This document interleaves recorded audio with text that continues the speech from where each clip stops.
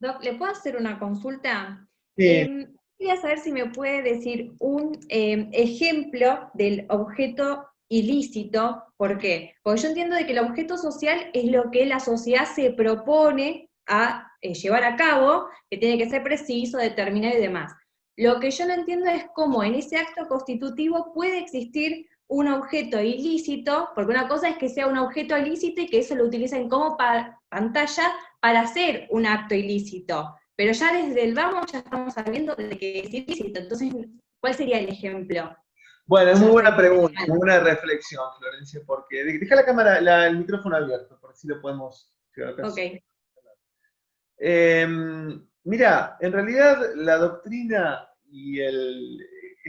generalmente coincide en que el concepto este de que una sociedad puede tener un objeto ilícito en una sociedad, por ejemplo, yo constituyo una SRL y digo, la sociedad se dedicará por sí o por terceros a la elaboración de cocaína, marihuana, no sé, digo, a ver, es como un absurdo, porque es Claro. cierto.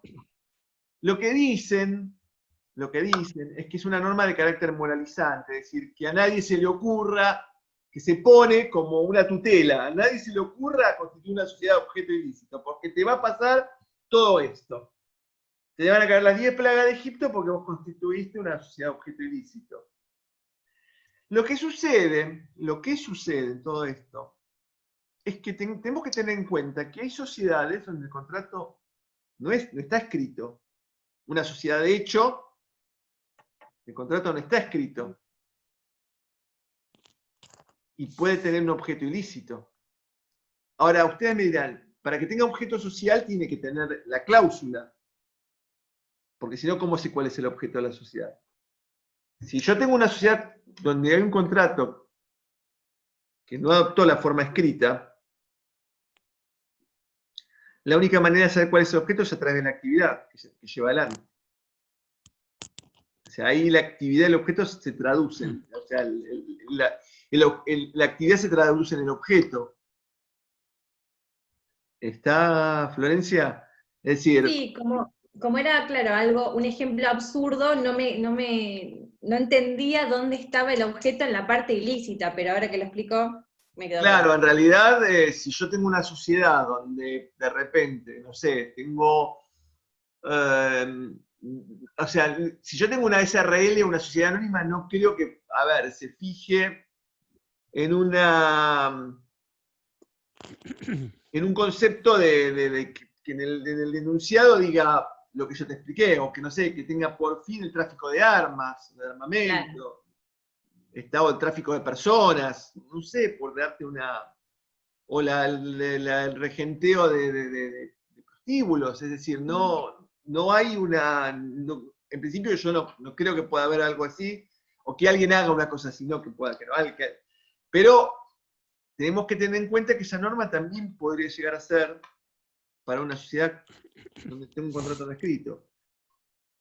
Y además, hubo en algún supuesto, ya estoy con vos, Sergio, vi que tenía la mano levantada.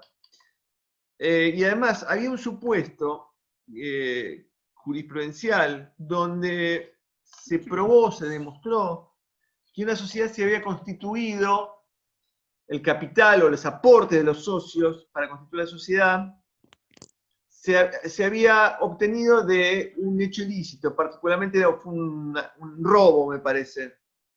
Y como consecuencia de ese robo, lo que dijo la justicia es, puedo demostrar, es considerar a la sociedad nula por objeto ilícito. ¿Por qué? Porque la doctrina considera, sobre todo si ustedes lo leen a Ricardo Nissen, que hay una relación directa entre el objeto social y el capital. El capital social debe ser suficiente y debe estar la sociedad materialmente dotada de capital social para cumplir con el objeto. Si yo le planteo un objeto social ambicioso a desarrollar, pero establezco un capital social de 40.000 pesos, es muy probable que con el monto de capital se supone que no pueda desarrollar el objeto social. Por eso hay una relación refleja entre el objeto y el capital. No sé si me entienden. Y ante esa situación, este vínculo reflejo y directo entre el capital social con el objeto, es que la jurisprudencia determinó que el objeto era ilícito porque los aportes que conformaban el capital social tenían origen ilícito. Pero un fallo es de hace muchos años.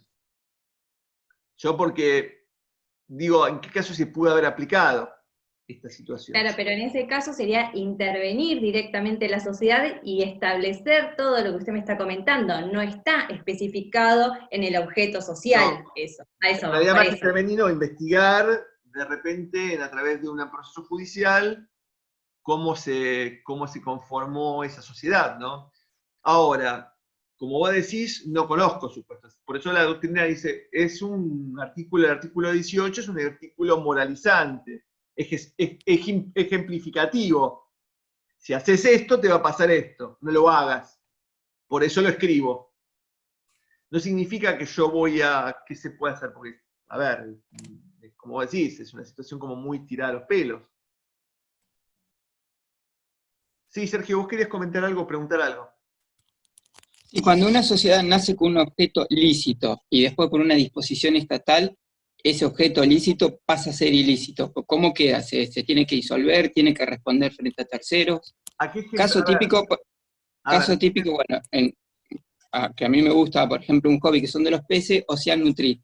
Era una empresa que se dedicaba a exportar corales de Fiji, hasta que el Estado sacó una disposición de que eso ya estaba prohibido. Entonces esa empresa quedó acá en la Argentina dejando muchas, muchas entregas pendientes. pero hay que ver qué decía el objeto social, porque no sabés si el objeto era exportar corales de Fiji, ¿me entendés, Sergio?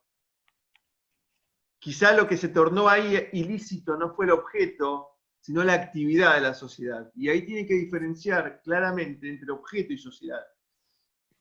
Y otra cosa les pido a todos para evitar confusiones, cuando refieren a una sociedad, hablen de sociedad y no de empresa, porque no es lo mismo. La empresa es un concepto, no es un concepto jurídico, sino es el objeto a cargo del sujeto que es la persona jurídica o la sociedad.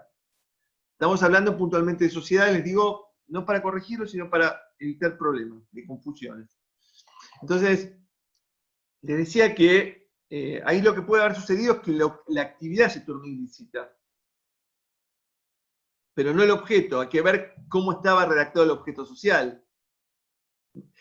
No suelen haber objetos tan específicos en una sociedad que diga exportar o importar corales de Fiji.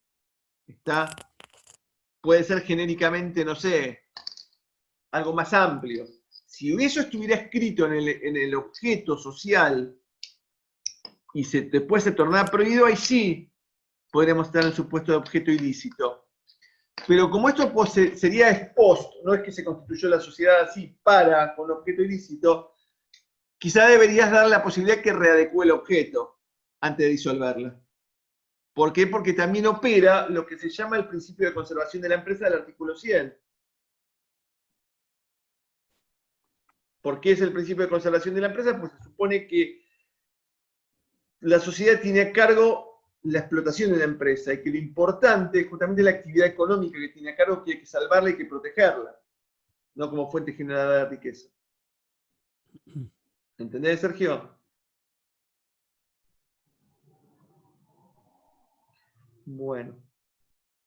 Yo no Ustedes me ponen, entonces yo no estoy tomando lista, les cuento por las dudas, porque no estoy tomando lista. La verdad se me complica estar a mí solo y tomar lista.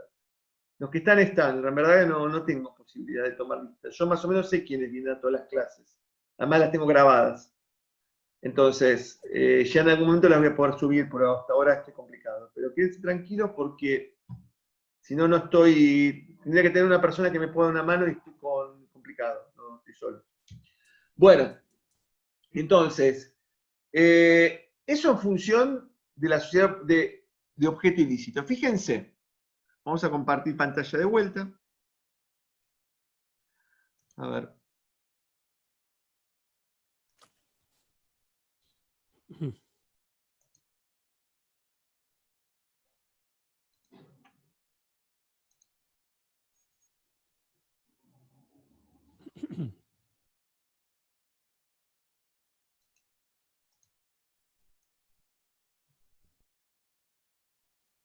Doctor, ¿le puedo hacer una pregunta? Sí, A ver, para que dejo de compartir pantalla.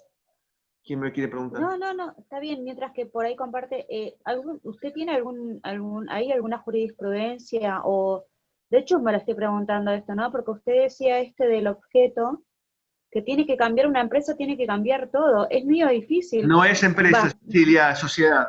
perdón, sociedad, perdón, lo acaba de aclarar que digamos sociedad, sí. Pero es difícil porque hay muchísimas cosas que habría que cambiar, entonces No, quizás es que hay en algunas realidad no se cambia. Si hay un objeto ilícito es nula. Ese es el tema. Por eso déjame que comparta pantalla si te muestro cómo... A ver. ¿Están viendo la ley? ¿Sí? Sí. Sí, sí. A ver. Vamos a ver. Artículo 18. ¿La ven?